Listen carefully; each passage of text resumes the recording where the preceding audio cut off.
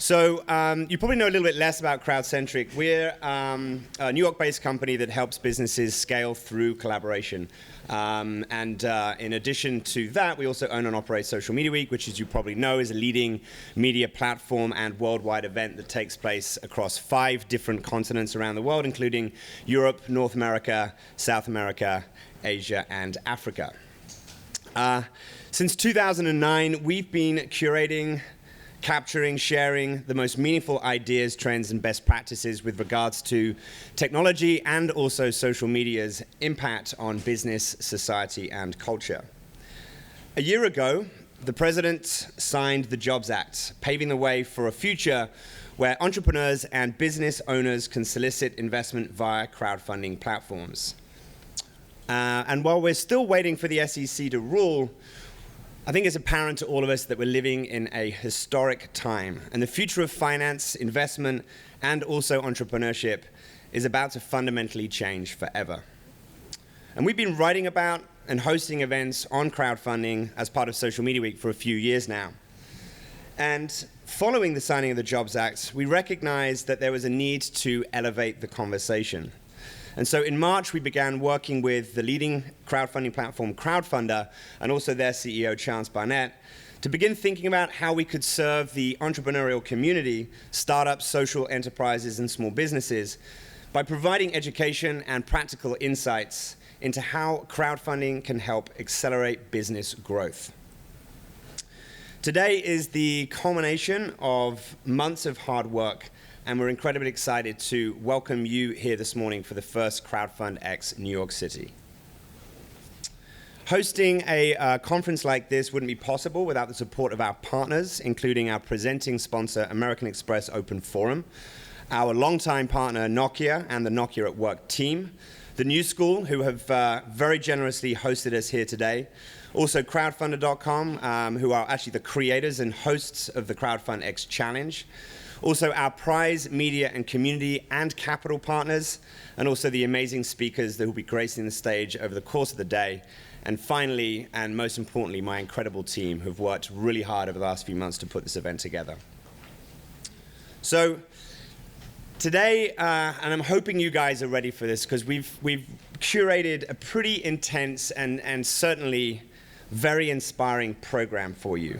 The day is going to be packed full of insight, practical know-how, best practices, and stories from entrepreneurs who have literally launched, scaled, and funded their businesses through crowdfunding.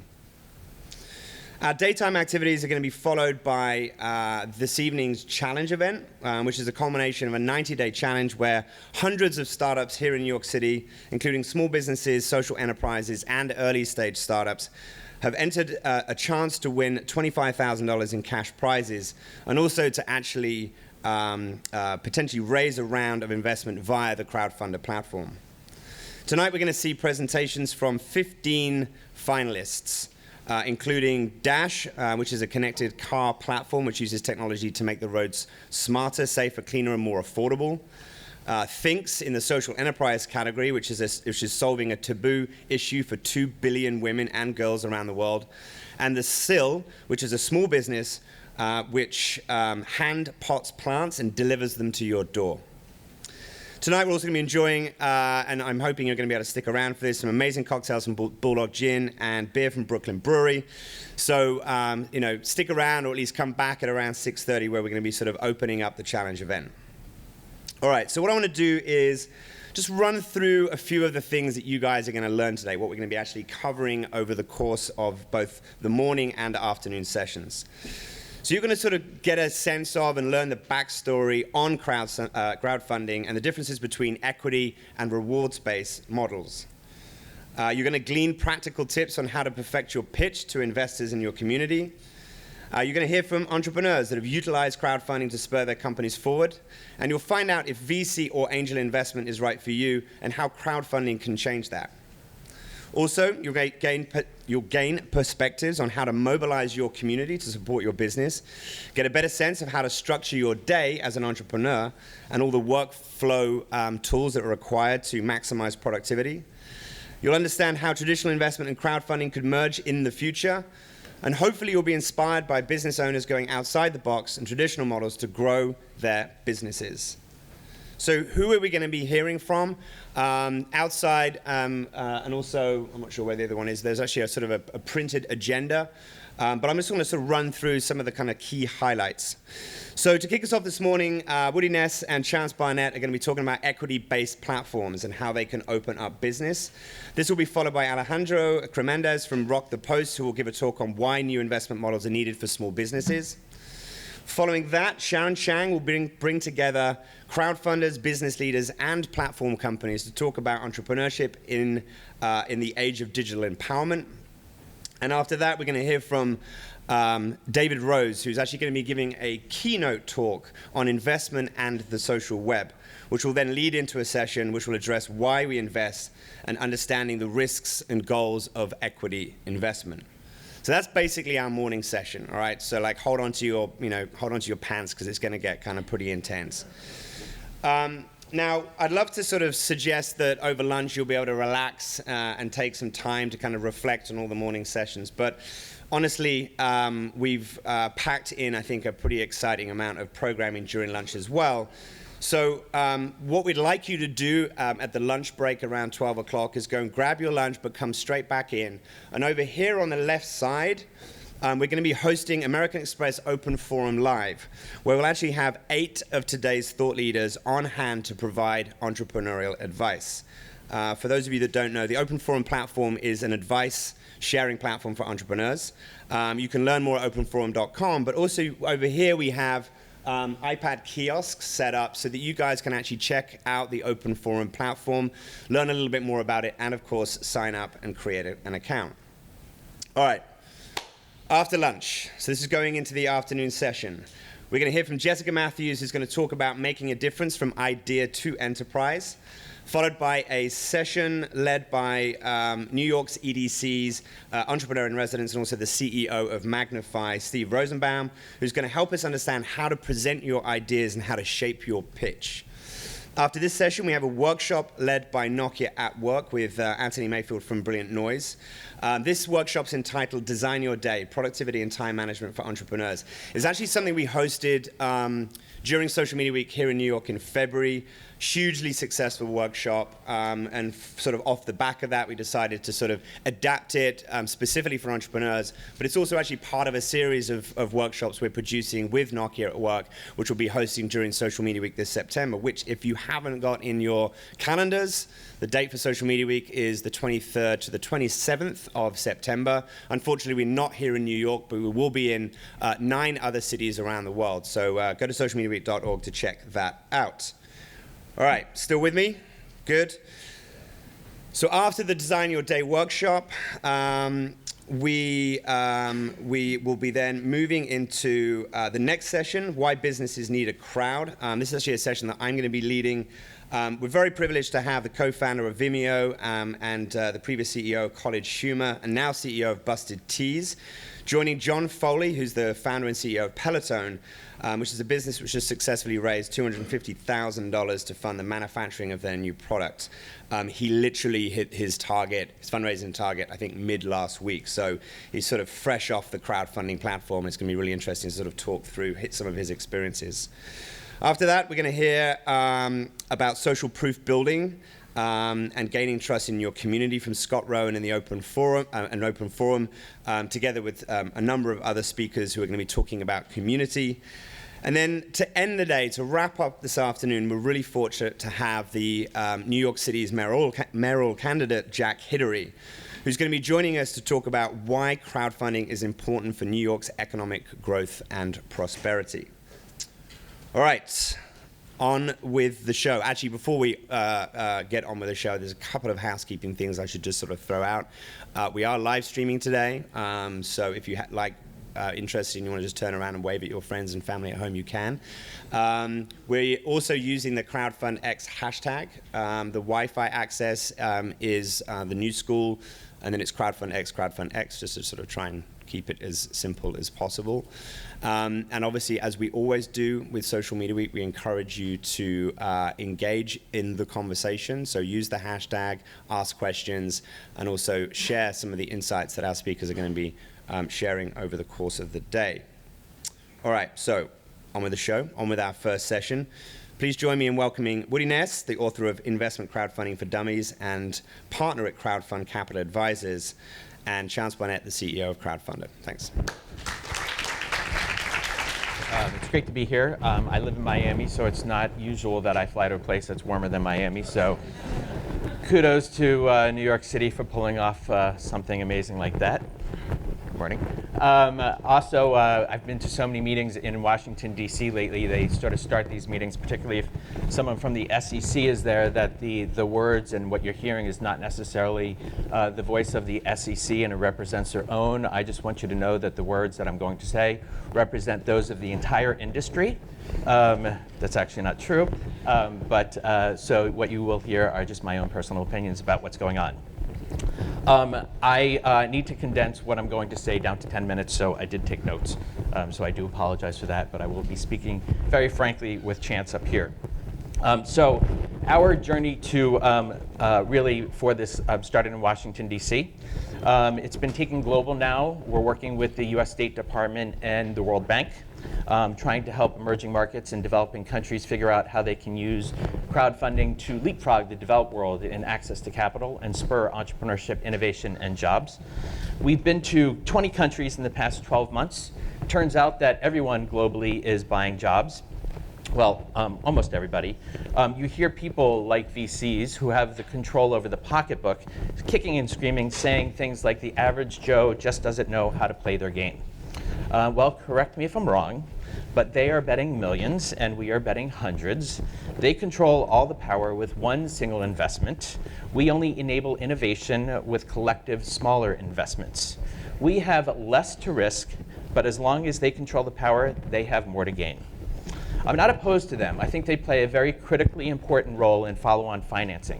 What I do believe that we will see as this goes into effect and more people start using it is that we have de-risked the investment for them, and they can come in and go in and make these investments knowing that there's a crowd of people that are engaged behind them. So we showed up 14 times in Washington, D.C. and self-lobbied to legalize crowdfund investing.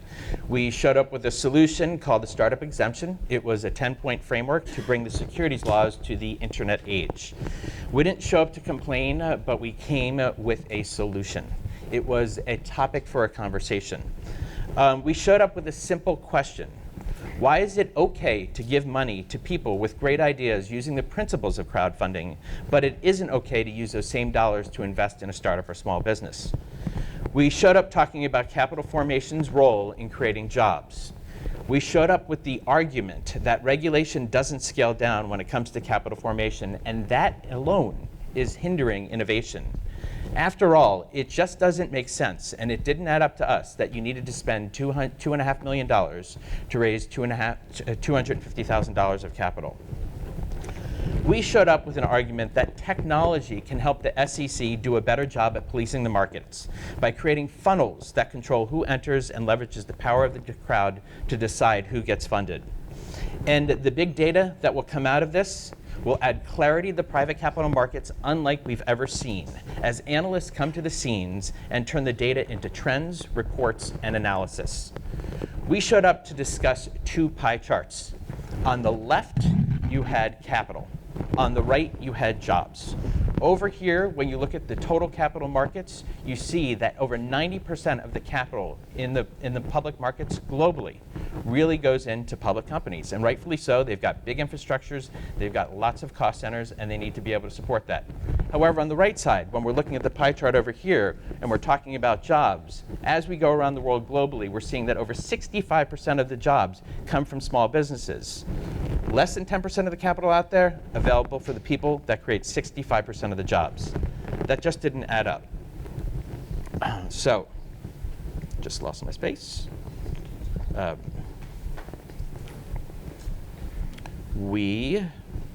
what happens when you use things. Take this opportunity. Okay. All right.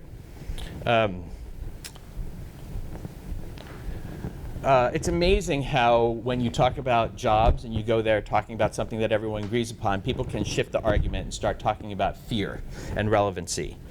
We came to DC with a solution to the funding void, one that requires SEC-registered websites, mandated background checks, limits on the amount an issuer can seek at $1 million, requires all or nothing financing, and caps the amount that investors can risk. It's amazing that the discussion is being equated to the next financial crisis. But I have to remind everyone, at $1 million that an issuer can go out and raise, we are not going to have the bailouts like we had in the global financial crisis. We will not have the bankruptcies that existed in the GFC, with investors being capped at how much they can invest in a single investment. I refuse to believe that just because this new asset class is out there, that people will be risking all of their savings to put into something that we all know is a high-risk investment. And I also believe that we will not have the sovereign debt that has laden countries now, because we're trying to figure out how to pull our global economy together. Most importantly, we came up with an answer that all investors want to know. Will this product or service succeed? I would argue that while there are many important variables, it comes down to a combination of cash, customers, and the ability to execute. Crowdfunding brings all of that. In addition, it brings knowledge, experience, and contacts, something that only the VCs believe that they control. So let me clear up a few misperceptions. First, there will not be a bonanza of investors chomping at the bit for deals. I don't know about the rest of you, but I think we live in an attention deficit disorder society. And people trolling the interwebs, looking for investment opportunities to deploy $100 at a time, I just don't believe is something that's going to be happening. There will be the same hurdles that one has to jump through in raising capital. The rules of the game don't change. You still have to have a business plan, a use of proceeds, a valuation, and how you came to it. And you're going to have to win over the confidence of the crowd, those investors, before you get any money. A lot of companies that probably shouldn't get funded won't get funded. It's not the alternative. People are going to be looking at this as an investment opportunity. If you look at what's happening on current donation-based crowdfunding platforms, about 40% of the projects get funded. 60 of them clearly don't meet the muster of the crowd. I believe investors are going to come in with a much closer scrutiny about what's going on, and only about 20% of companies will get funded. There are checks and balances that are in the system that include the traditional things like the business plan that I was talking about. But there's going to be accounting and reporting built into the system. And then we're going to have crowd vetting and diligence that takes place that's going to add credibility and clarity to the industry. I believe that the average investor can pick winners, because this is about investing in people you know and ideas that you believe in. I believe, who knows an entrepreneur better than their family? Who knows if they can execute upon what they say better than their friends? And who knows whether or not a product or service will last more than a customer who will use it? I also want to warn people, the VCs that are out there, that I think the arrogance that they're bringing to this could lead to their downfall. The skeptics will say that there are companies that should not have been funded in the first place, and when it's time to scale up and they approach the VCs, they will have a hard time getting further funding. I want to remind those people that Title II is going to affect shortly, and that there will be forward-leaning people who decide, I want to be the fund that invests in the crowd-funded ideas that have the most traction, that have the crowd behind them and support. And I want to come in with that follow-on financing. So if the VCs think that they control the chain and the keys going forward, I want to let them know that I believe you still play an important role, but don't think that someone can't come in with a fund to come fund these ideas later on. The net is this is about entrepreneurship, innovation, and jobs. If you remember those two pie charts that I was talking about before, the one that 10% controls 65% of the jobs globally, I really believe this comes down to, if we can just take a smaller part of the capital that's in the market, not all of it, and divert that into our global startup and small businesses, we can have a tremendous impact on jobs globally, which will have a tremendous impact on our global economic prosperity. So with that, I'll bring up Chance, say a few words.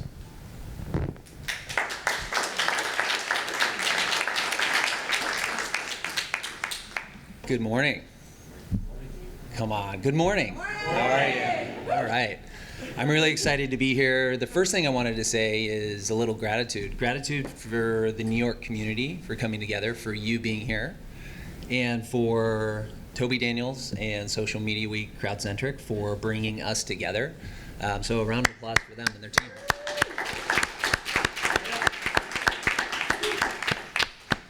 It was about three and a half months ago, I think, that CrowdFundx New York City was an idea in our head that Toby and I, over, what's probably too late of a night, started discussing the opportunity to build a community here in New York.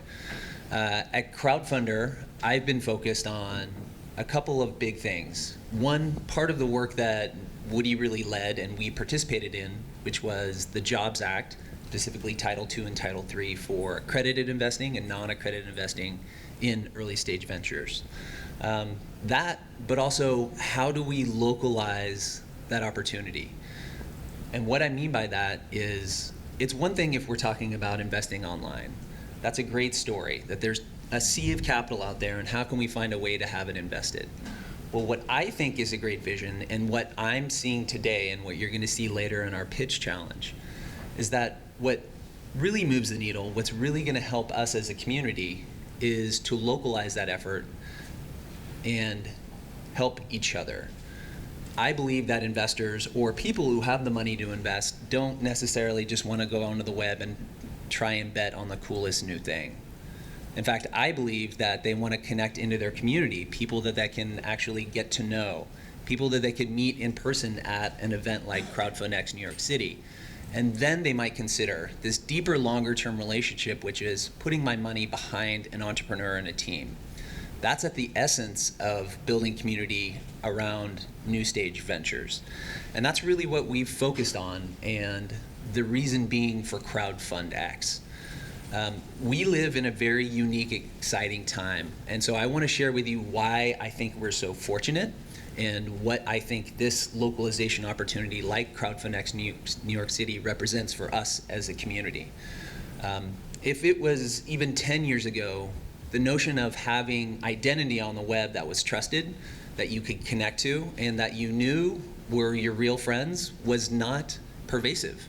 The social web has made identity more trusted and has allowed us to connect across the web and build deeper, more meaningful relationships. If that wasn't the case, crowdfunding, and certainly crowdfunding investing, would be a lot harder. That's one reason why we're uniquely lucky to be today. We're also lucky because of the instant distribution mechanism that is the web. If you were alive 100 years ago and you wanted to share your idea with 100 wealthy people, do you know how many miles you would have to walk in order to try and have those conversations? And today, and in the future, the vision is that at the click of a button, you can connect with a whole network of those people in just a few moments. That's fortunate, that's power. That's the time we're living in, and we get to create that future together. I'm really excited to be a part of it, and I think sometimes it's lost on us, the gravity of this moment in time. What does the future look like? Well, the future is up to us to create. Crowdfunding, and specifically investment in crowdfunding, needs a fresh and healthy start. It needs to get off the ground and have great success stories. And it needs watchdogs. It needs people safeguarding first-time investors and long-time investors. And so one of the things that's important for us as a community, if we're gonna engage around crowdfunding and investing, is that we help in that process, that we endorse people we know, that we call out problems when we see them, and we have that open and honest dialogue.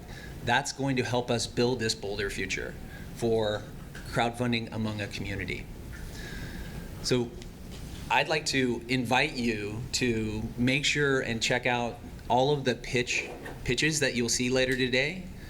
This live event is the culmination of a 3-month process of what we call CrowdFundx. CrowdFundx, in its simplest form, is a way to bring investors and a crowd together to identify top ventures in a local community that then can get funded by that community and the investors that are in it.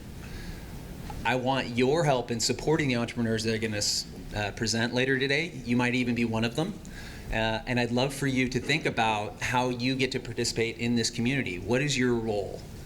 Do you want to be an endorser of a top company?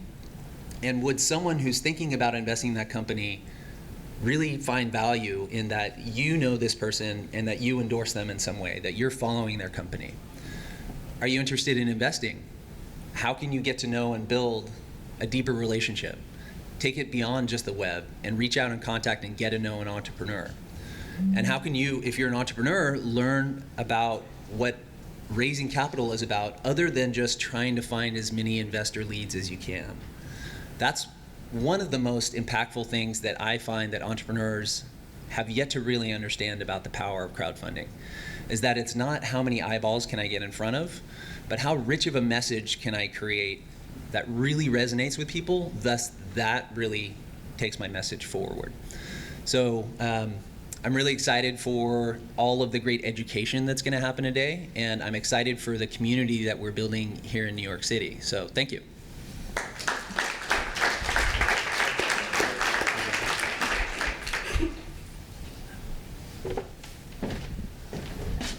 Fireside chat part. Fireside chat. So I'm going to interview Woody Neese a bit. Woody has, as you might have heard, a really fascinating set of experiences and perspective from the last 2+ years, really 3 years, I would imagine, of a legislative movement, a policy movement, and now a global movement. And so what I'd like to get out of Woody's head is, what does it look like today, and help to interpret what the recent SEC movement means for you as an entrepreneur or as a potential investor. And then what does this look like in the near future and globally? And Woody's working on some really interesting stuff around that. So Woody, I'd start by asking maybe the question about the elephant in the room, which is, what are the implications? What's going to happen immediately from your perspective around the recent SEC movement that finally happened? And what are we seeing at the SEC that we didn't see before while there were delays? Many of you might be familiar that last week the SEC finally came out with the final rules related to lifting the ban on general solicitation for accredited investors. So what this means is that if you are a startup or a small business or a VC fund or a hedge fund, you can actually go out and target investments to accredited investors and raise capital from them. This is a fundamental shift in the way our securities laws have been written in the past. These laws were there since 1933 and 34, and they essentially precluded you from using any public means of solicitation, the internet, the radio, telephone, it doesn't matter, newspaper. So now we actually have a mechanism to be able to get across to people that we otherwise might not have known before that were out there trying to raise capital. So I think this means that, by the way, the rules of the game don't change. You're still going to have that business plan. You're still going to have a good group of people that want to come in with funding and put that money into you, because nobody wants to be the first one to the dance. So you're going to need to show that you've got social proof behind your idea. But what this means is we've got a new mechanism for reaching these people. And I think that's going to be fundamentally shifting things, because if you look at the private capital markets and what people invest there today, you've got about $26 billion that's been invested by accredited investors in the private capital markets. In the research that we've done, we've seen that those accredited investors only equate to about 10% of the marketplace. So this has been happening to the tune of $26 billion, which is great, but we haven't had the ability to reach the accredited investors like we can today, or with this change. So just by shifting that and allowing us to use the public means of solicitation, the internet, newspapers even, or television, we'll be able to get this message out to people that can deploy capital and maybe didn't know about it before, but would step to the plate today.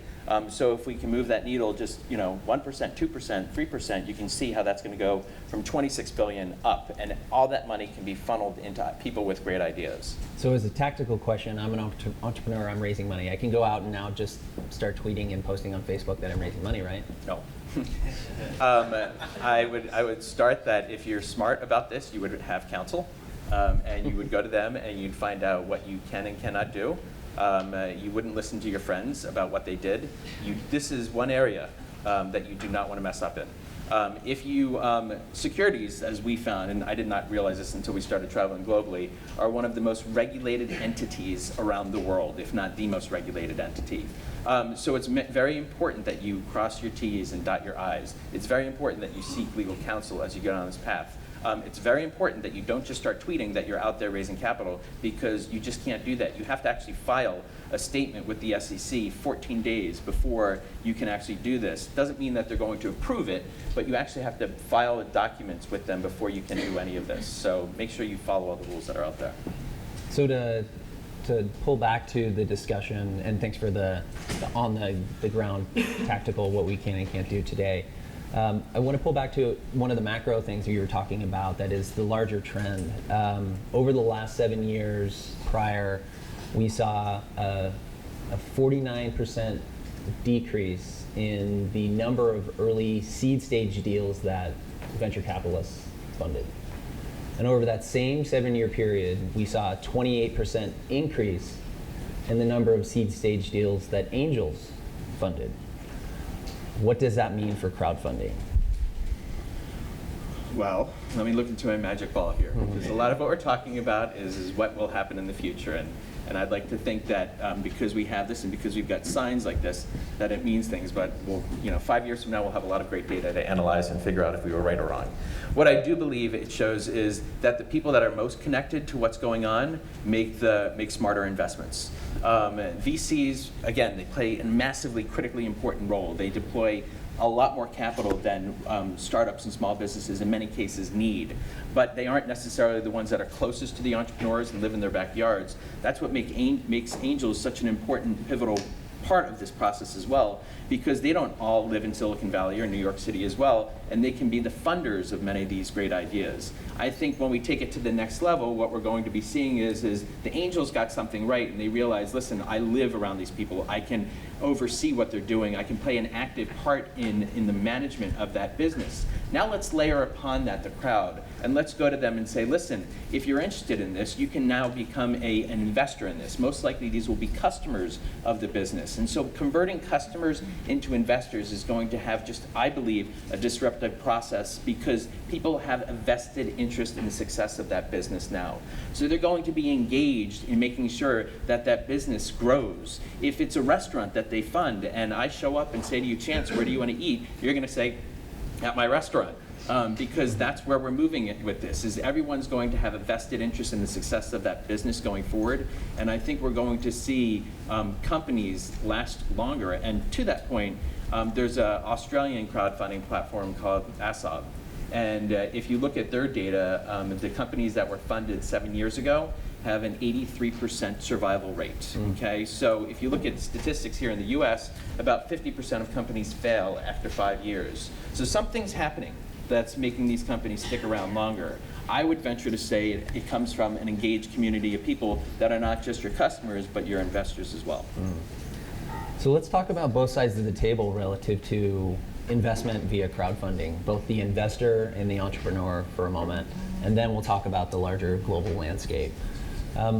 What is the experience like for a potential crowdfund investor, and how is that different, and how is it the same as investing today? There's a variety of people. What we're looking at for growth of the industry is not only are existing angel investors who are looking for deals engaged with crowdfunding and on platforms like what we have at Crowdfunder with accredited investors, but that there's also this new wave of potential investors in the future which are non-accredited investors. What's their experience going to be like, and what are the things that you want to share with them about how to be ready for that, or what are the caveats? Well, there's one thing I will agree upon with the SEC, with VCs, with everyone, and that's we have a massive education campaign that we need to do. Investing in private companies requires that we let people know the risks that are involved in it. So that's where portals, just like your own, play a critically important role. It's not that you're just a funnel for these ideas, but you have to be an education mechanism. so that investors that are coming in understand that this is a high-risk investment, that if I do get any money back, there's no timeline to when I'm going to get it back. If I do get some money back, it might be less than I put into it. I think that they need to come to the table with the education, and by the way, this has been mandated in the legislation, so when you're on these portals or these websites, you will have to go through a series of education. And I think that's good, because I think it's going to add clarity to what's going on. I really do believe that the companies that really succeed at crowdfunding are going to be the ones that have the strongest crowd, the people that have the strongest network, the people that can bring the people that know them and trust them and know that they can execute to their campaign and help fund those ideas. Again, like I said earlier, I don't think the crowd's going to be trolling for opportunities. I think we just have too much going on in our daily lives that we're going to be sitting there looking at these. And you have to consider the thousands and thousands of pitches that are going to be up there. On Kickstarter alone, I think it was 44,000 funded projects. When this goes live, I can see 3 times as that. I mean, you're going to have people go directly to your website in order to get funding. Mm-hmm. Mm-hmm. So one of the things that we're focused on, at least initially, because there's yet to be such a large, massive wealth of investors that are fully engaged in funding deals, is that we look for and we put live investment deals that already have a lead investor in. Why is that important? What does that mean? And what does that mean as benefit to the crowd? I love that. Well, actually, I think you could probably talk to a little bit about why I think the lead investor is, from your point of view, from a portal's point of view, I think this might be better thrown back at them as to why you would want to have a lead investor and what you think that does for the other investors. Sure. Well, I think a lot of times entrepreneurs assume that they can just, because it's quote unquote crowdfunding, they can drive the terms and get anyone in. And the reality is that the crowd has wisdom, and oftentimes that wisdom is that I'm not interested in that deal. So if you run out of the gate and put up your investment offering and you haven't really shaped it around an actual investor and getting money in, you might not actually have the terms that are going to be attractive to investors. On the other hand, if you do work with an investor who's experienced, ideally has a great name and a reputation, you get to leverage not only the learning to help find that right set of terms, which might not be as perfect as you wanted, but also are probably an interesting shaping for you longer term. I see entrepreneurs worry about things which can matter at the very inception of their business that actually won't materially impact them 5 years from now if they're successful. But both sides negotiate over that, and I'm not saying that people aren't right, but sometimes we're both parties, investors and entrepreneurs, are fairly short-sighted about that. Point being, what if you can find that one investor who helps you shape and understand the terms that other investors would really like, and then you also have that person as external validation to say, yes, I was the first money in, and I'm an experienced investor. That is currency for you. That is you leveraging their social capital. That's you leveraging all the deals they've ever invested in and all the success they've ever had. So it's really a source of fluency and currency for you as an entrepreneur. Right. So what I love about what they're doing is they're saying, listen, everybody can come to the table with their own skills and knowledge and experience to help the entrepreneur succeed. Okay, by having an angel investor or some lead investor come to the table, they can be the oversight that might be necessary to add a little more clarity to what's going on in the deal and provide the mentorship if they do get funded going forward. I think that's a wonderful thing. And it still allows the crowd to come in with the money. It allows the crowd to come in with the marketing power to help the company succeed. So when you put these two together, I think you can make for very successful businesses. So Woody, you've also been an entrepreneur and raised VC capital and exited before. I want to ask you, what do you think is more important for an entrepreneur, to get more potential investor leads or to work on their actual presentation and traction? This is at what stage, though? Where are you talking?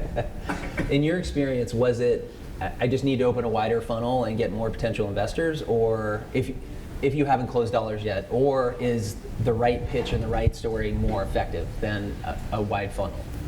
You know, in my personal experience, it's probably different than others, but I did walk into a lot of VC doors. I started a company by the name of Flavor RX with my brother-in-law. We flavored medicines for children so they're more compliant. This is not a tech company. It was, you know, flavoring medicines. And so what I'd like to get across on a tangent to that too is you don't have to have a tech company to get funding, okay? Many companies all across America will get funded that have great ideas. I think what it comes down to is what resonated in these early meetings that I had with them when we had an idea. You need to have more than an idea. You have to have a proof of concept. You have to have customer traction. You have to have some dollar of revenue, because what that shows is you've been able to execute on what you're going to say. So I think the execution of your business model is just a really critically important thing when you're going out there and raising money, because it shows investors that, hey, yeah, I had a vision, and now I'm showing you what I can do with that vision, so that when they're coming in with the money, they know that you're going to further complete what you're doing. You know, raising capital, when I was doing it, I did it when I didn't need it as well. It's always best you learn to go out there and raise money when you don't need it, because you can always say no. And so that's why I spent a lot of time growing the business organically before I did go out for the big money. Great. Let's talk about the global landscape. So you're being sent around the world with the laurels of the State Department tucked under your arm, you poor thing.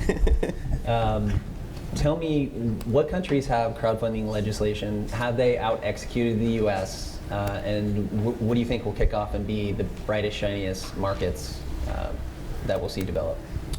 So I think the coolest part of this is we came up with an idea here, and you know, people like Chance were critically important. This is not just us, there was a bunch of people working with us to make this happen.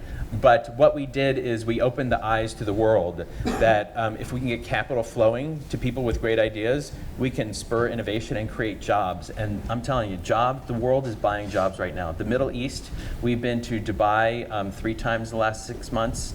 That entire region that's in political turmoil is struggling for ways in which they can find solutions to the economic crisis that's going on there, because these are people on the streets in many cases that don't have jobs, and so it's very easy for them to pick up and riot in the streets. So let's divert their energy into creating businesses, and therefore they've got jobs that they have to go to 9 to 5, and that's a solution. So I think we're seeing countries like in the Middle East looking at this as a great solution. I think in terms of where this is advanced the most, Italy has got legislation that is in effect. They came out with their final rules and they're live. All right, so Italy has legislation that's in effect, but the problem with the Italian legislation is that it limits it to high-tech companies.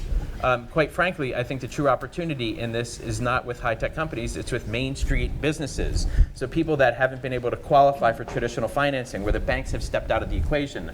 I think that's the real opportunity. I think this is an opportunity for tech companies that don't reside in the major hubs, but part of what we're doing is helping the World Bank and the State Department not only in diplomacy related to how crowdfund investing can create economic prosperity, but to come up with the right framework that allows capital to get flowing to the people that can create the right jobs.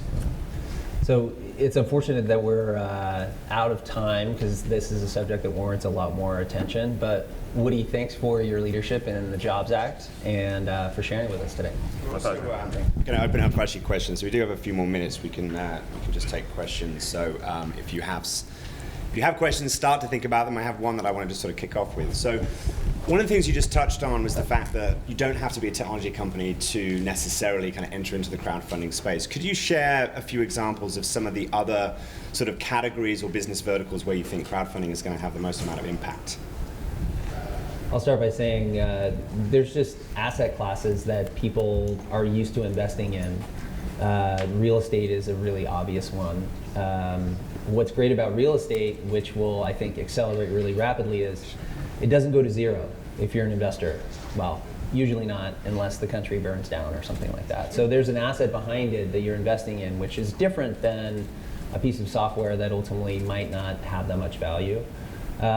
I am a believer in technology, and I think you're absolutely right that it's the ecosystems that don't have the flowing capital like Silicon Valley that will benefit more so and really want to pick this up to get their local community engaged. And then I'm really excited for the retail type businesses that have had a really hard time just scaling out what they do, whether that's you start a first business, you start a first restaurant, you start a second, and then you want to scale it out and franchise it. Oftentimes it's really hard to find capital, but oftentimes those companies have really great set of fans and customers around them. So those people can help support and validate what they're doing. So I think we're going to see a huge amount of growth in that. But the thing I'm most personally passionate about is this category of social enterprises. So helping people understand that there is the possibility to invest in a company that is investing in a certain social good or impact, and that can even be integrated into their business model in a way that's not just let's give 5% of our profits to charity, which is great, but not an integrated impact model. I think we need to look beyond that. I don't think it's necessarily business types. I think we need to look at the individuals that are going to be the most benefit the most from this. And I think that's women and minorities. I think women have been the ones that haven't been able to get access to capital in the same way that men have. And I think women believe in other women. And I think we've seen the power of women as leaders in running businesses. And I think women that put business ideas together are not only going to have great ideas, but they're going to have an engaged community of women behind them. And many men will be following as well, saying, I want to put my money behind that idea too. And minorities that historically can't get funding as well in inner cities that have great ideas. This is a brilliant opportunity for them to finally say, listen, we've got this problem in our backyard. Here's an idea for a solution. Let's find some mentors that can help them frame it out, and let's get them some capital so that they can create solutions in their own backyard. That's a great point. I think also one of the reasons for our challenge event this evening, we decided actually to group our finalists into 3 different categories: small business, social enterprise, and startups, was to try and sort of, demonstrate to people this isn't just about early stage, high growth potential companies. Okay, David, question. I may have to repeat it, by the way, just for the live stream, so. I'll talk really loud. Okay, great, appreciate it. Social enterprise is very different in all of its aspects than your traditional small and medium business effort, to which crowdfunding is skewed because of the very nature of the way it grew and started. So there's going to need to be different approaches and models for getting the social entrepreneurs who are ready to scale the capital that they need, and it's going to have to look different than the standard crowdfunding. So envision that there's those accredited investors out there who don't just want to invest, they want to do something that makes their lives worthwhile. And on the other end, it's not the startup social entrepreneur, it's the social entrepreneur who's been at this for 5-6 years, has 40,000 women already working for them, and is ready to go to 100,000 women across 11 states in India. That's Jaipur Rugs. So those types of social enterprises are actually the ones that need the capital the most and can create the most impact and the most jobs and have the most potential to be successful and profitable. How does crowdfunding work to get away from this early stage skew to those enterprises and match them up with the people who don't want to just bring money, they want to bring talent and commitment and consciousness and so on? That's a great question. Well, I think inherent in your question is the idea that there's more than one crowdfunding platform. Social enterprise is its own market. The holy grail of impact investing for many, many years has been how can we standardize impact metrics so that people can invest both dollars and understand the other side of the equation, the impact, and really scale that out. That's been very hard to do to date, and I think we'll move the needle a bit within crowdfunding, but it's its own area, and I don't expect us to suddenly solve it just because we put the word crowdfunding on it. So people have been working on this for a while. What I think it does is, as crowdfunding accelerates and there's larger engaged bases of accredited investors and larger pools of capital, you'll start to see the ability to, whether you think of it as the Series A crunch for social entrepreneurs, we'll see deals that can fund something like a $6 or $10 million deal that maybe wouldn't have gotten funded by anyone otherwise. There aren't enough large dollars going to those deals that I think are in that Series A crunch of social entrepreneurship. And I think as the market accelerates, there's going to be a bifurcation. There's the early stage, $250 million, very seed stage social entrepreneurship deals.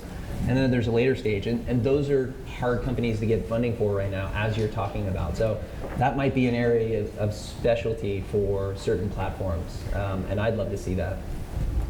I think the only thing I would say is I think social entrepreneurs and social impact investing is an asset class in its own right.